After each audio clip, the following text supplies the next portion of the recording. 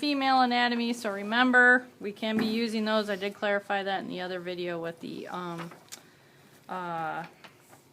embryo development over there, is that we could bring in some female anatomy. Now we've got two models right here that are very similar. And what we're seeing here is, I guess we're going to start from the outside and work our way in. So we have the folds on the outside of the female. Number 4 here is the labia majus. Okay, and then we have the labia minus, which is number 5.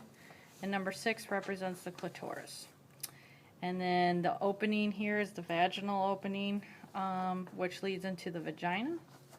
Oops, sorry. That's the bladder. That's the urine. Yeah. Sorry. Okay, so that's the bladder. We're working our way up. There's the vagina. Okay. So this is the vagina right here, and the vagina is going to open up into the cervix. Now this is a little bit confusing with 12 and 13.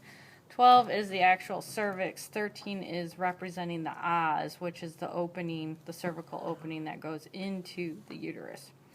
Okay, so the uterus has a lining, the internal lining you need to know, which is represented by this inner pink lining.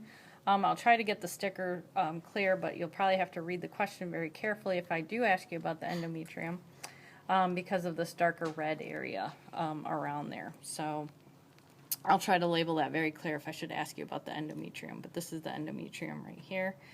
The endometrium is surrounded by a thick muscle layer, and that's represented by number 11, and that's the myometrium.